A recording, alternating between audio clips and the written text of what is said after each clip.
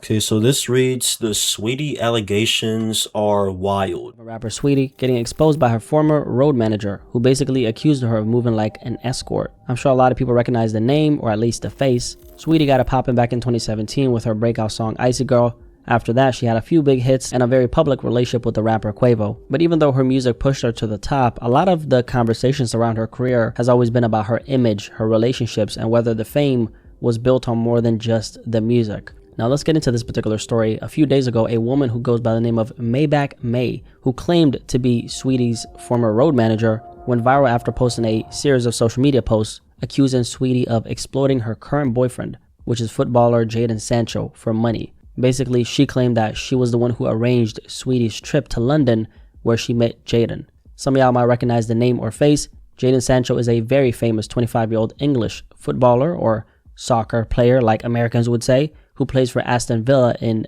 the Premier League. Saweetie and Jadon first linked up back in January 2025 following her visit to Chelsea FC's home stadium, Stamford Bridge, back when Jadon was playing there for one season on a loan. That trip ended up being a turning point because, according to Saweetie's former road manager, that's where the story started. Now, Miss Maybach May put up a few posts, but the most prominent one was a screenshot of what she claimed was a text conversation between her and Saweetie. And in those messages, Saweetie was allegedly making an inquiry about Jadon Sancho, basically asking, how much money could I run up if I ended up getting with this guy? And that was one of the most talked about parts of these allegations. This text that the ex-manager claimed came from Saweetie herself, and the message said, when bitches run it up on Jadon, how much they doing in a weekend? So that line alone had people online losing their minds, because if that text is real, it sounds like she's asking, how much are other women making off of him, almost like she's comparing rates. And that's what made this whole situation spiral, because it doesn't just sound messy,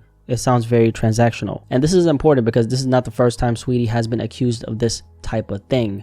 Over the years, there's been quiet talk, rumors, gossip, whatever you want to call it, through the grapevine about her using relationships as a business move. Now, this is kind of when it starts getting into the territory where people begin throwing around words like selling the pum pum, or escorting, which basically is a very serious accusation. Some of y'all might remember how back in 2022, a little over a year after her breakup with Quavo, he seemingly called her out on the song Messy with the late Takeoff. Rest in peace to Takeoff. On that record, he said, BITCH, after my dog behind my back, but I ain't stressing. And at the time, everybody knew who the dog was rumored to be. It was Offset.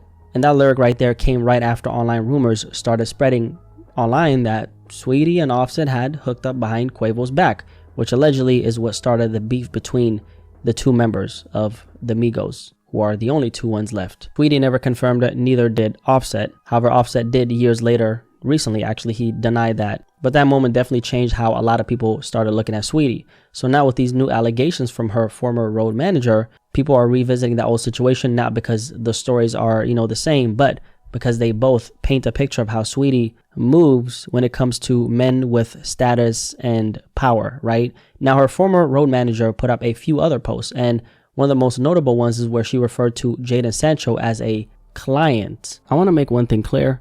I booked her for an appearance to visit the Chelsea stadium and support the soccer team. Instead of paying me, she fell in love with the client and told him not to pay me. I was a road manager with her, getting her deals. I was solid to this girl. She got what she wanted and never paid me. Simple. I want my money. She want her freaking money. Interesting. She claimed she was actually the one who arranged for Saweetie and Jadon to link up, but according to her, things didn't go as planned. And in reality, at least based on what the road manager is saying, the whole plan was for Saweetie to get together with Jadon, and he would trick on her. Okay, meaning he'd spend money on her, buy gifts, fly her out, take care of her financially in exchange for her time and attention. Basically, paying for the pum pum, right? But instead of keeping a business, Saweetie allegedly, fell in love with the guy, and that's what Miss Maybach is claiming. So that's when, this whole story turned from just messy into something way more serious. I'll tell a joke, but I ain't never told a lie. I sent you to Dubai because you never balled before and was depressed looking for a happy life. Took you to London, babes. Took you to Nigeria. Booked you on an Australian tour. I helped this girl so much, only for her to play with my money at the end. I'm just missing my payment money from London. Pay up before I start naming the rest of the husbands you was playing with. And her beef with Saweetie is basically that Saweetie didn't pay her for these services, okay? Like 50 cents, she wanted her goddamn money. Now, some people might call that matchmaking or management, but depending on how you look at it, if what this woman is saying is actually true, that starts crossing into something way darker, because what she's describing sounds a lot like what they call procure. Because what she's describing sounds a lot like procuring, which by definition is when someone arranges or facilitates sexual encounters for money in. In illegal terms, that's literally what's known as pimping or being a madame, which falls under sex trafficking laws in the United States and most other countries. So if, and that's a big if, what she's claiming actually happened, that wouldn't just be messy, that would be a crime. But again, these are just allegations. None of this has been confirmed, and Saweetie hasn't, publicly spoken about this. And I just don't know how smart it is for the ex-manager to even put this out there publicly for a few reasons. Number one, I don't know if this is how she makes her money, but if it is, this move could seriously hurt her business, because anyone with money or status is going to look at this and think, yeah, I'm not working with someone who's exposing private stuff like that. And number two, if there's even a little truth to what she's saying, she might have actually put herself in danger, because when you start talking about flying people around for things like that, it can get the authorities involved real quick. I mean, that's not just drama anymore. That's the kind of thing that can turn into a real investigation. So honestly, she might have exposed herself too while trying to expose Saweetie, because if this ever gets to the point where the FBI, whoever starts, looking into it, Saweetie could easily flip it into, she could say that, hey, I was being extorted, or, the manager was the one who was trying to set her up. And just like that, Saweetie gets the get out of jail free card, right? But that's beside the point. This type of thing isn't very rare in the entertainment world. Obviously, none of this is confirmed. These are all allegations, and that's exactly how we're labeling it for now, the Saweetie allegations. But let's be real, a lot of this kind of stuff goes on behind the scenes, right? And it's just that most of the time, it never goes to the public.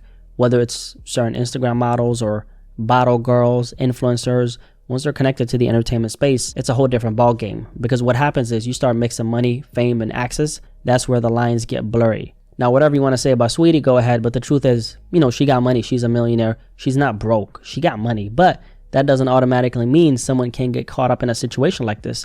Because the truth is, a lot of women who move in these circles, they might have money, but at the same time, they just don't have that kind of money, right? Like, just to give you an idea, Jadon Sancho, the young man we talked about who's 25, who plays in the Premier League, he's reportedly making 300,000 British pounds a week. That's almost 400,000 US dollars every single week. So rapper money is very different from athlete, but specifically Premier League money, clearly. So when you're in those circles, when that kind of money is floating around, it's a different ballgame, right? And they don't just deal with random women on the street. They go through people, connections, introductions, recommendations, okay, from inside their little world. So when you see a woman with some kind of, popularity, and I'm not specifically saying Saweetie here, but when you see them with these types of women, these types of guys, they don't just pay for, sex. They're also paying for the drama-free experience that comes with it. They know that if they mess with another woman who doesn't have anything to lose, who isn't established or doesn't have her own name, that can get messy fast. But if the woman already has some kind of platform, status, or reputation, it feels safer to them, right? She understands discretion, she understands the game, and she's not about to risk everything for attention.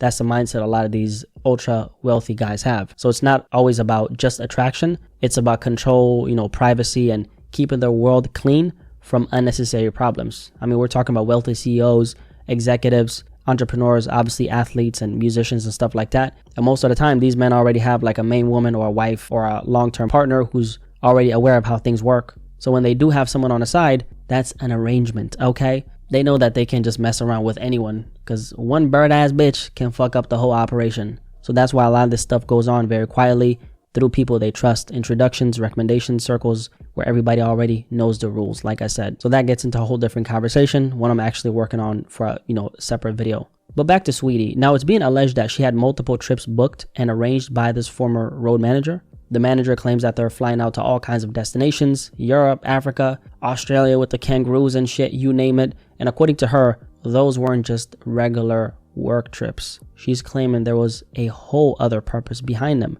which if true, would completely change how people look at Saweetie's public image. Because even though these kinds of rumors have been echoing around the industry for years, Saweetie's always tried to play on a certain image, which is like the classy, feminine, and business savvy look, right? Or classy, I would say early on in her career. Later on, she just said fuck it, right? So the Icy Girl brand that she built early on, it was about luxury, confidence, and independence. But at the same time, the way she's moved outside of that brand has often been the complete opposite. Like a few years ago, she went viral due to this Instagram live she put up where she was telling women, if he's not buying you a Birkin bag or paying your bills, throw that nigga back to the streets. If he's not getting you a Birkin, if he's not paying for your bills, then throw that nigga back to the streets, okay? Coincidentally enough, she dropped a song right before that moment called Back to the Streets. So a lot of people started feeling like the whole thing was just marketing, which it was, where she was playing into that same image in order to sell the music. And the issue with that is pretty obvious. You're selling women in your audience this fantasy that if a man isn't buying you a designer bag,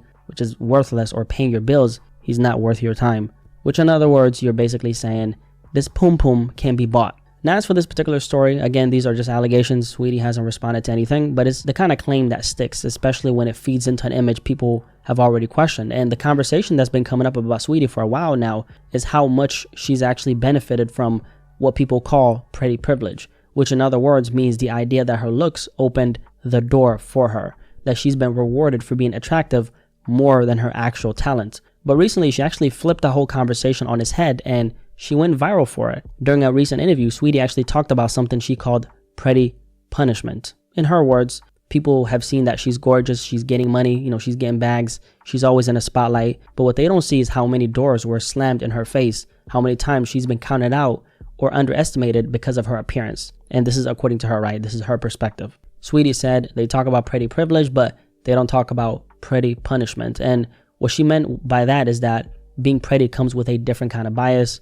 People project on you, they assume things, and sometimes they even root against you out of animosity or hidden agendas. And Saweetie said that this is something that she's dealt with her entire life. Feel like the industry has tried to count you out? Like Since I started. Talk about it, man. Because I think people, look, to be honest, people see you're gorgeous. You're getting endless bags. You are, listen, that girl. I don't think they understand how many doors, how many rejections, how many times people have counted you out. I saw it on TikTok. They talk about pretty privilege, but they don't talk about pretty punishment. There's been so many times I've just been counted out, and I know that it's behind animosity. I know it's because of a hidden agenda, but it makes me work harder. But this has happened like my whole life. I'm not understanding on like why is that even a thing? Like who came up with pretty privilege and pretty punishment? I've just been counted out, and I know that it's behind animosity. Who I know came it's up because with of a this? hidden agenda, but it makes me work harder. But this has happened like my whole life. So it's like what I deal with in the industry is just different face, same case. Oof. Now, after that clip went viral, Saweetie got a lot of backlash online, but she pushed back, saying the media twisted her words and misrepresented her point. On X, formerly known as Twitter, she said the conversation wasn't about bragging or complaining. It was about microaggressions, hidden agendas, and what it's really like to move through the industry as a woman who's constantly being judged for her looks. And she clarified that she's grateful and she's happy for her success. Glory to God, I believe she said. But the pressure, bias, and judgment is real. And she ended it by saying she's not fazed and that she'll keep going because she has a vision, right? So yeah, she framed the whole pretty privilege narrative into something deeper.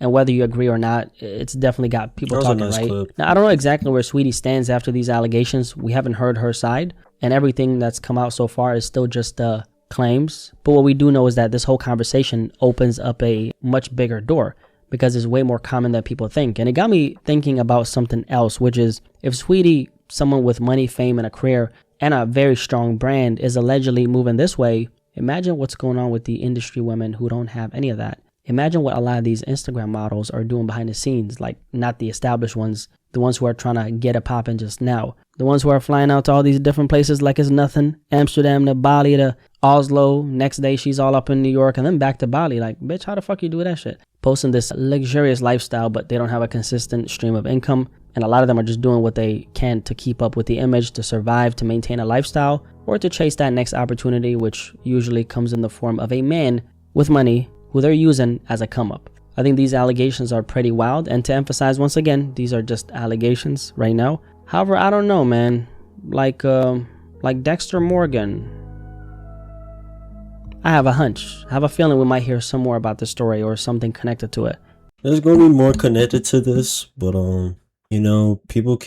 people will just like present themselves how they want them, how you want them to have. Well, okay, hold on. People want, or just, and they give a certain perception that they want you to perceive about them, but then they can be barbarian behind closed doors. It's been brought up after a little bit amount of time, but these are just allegations.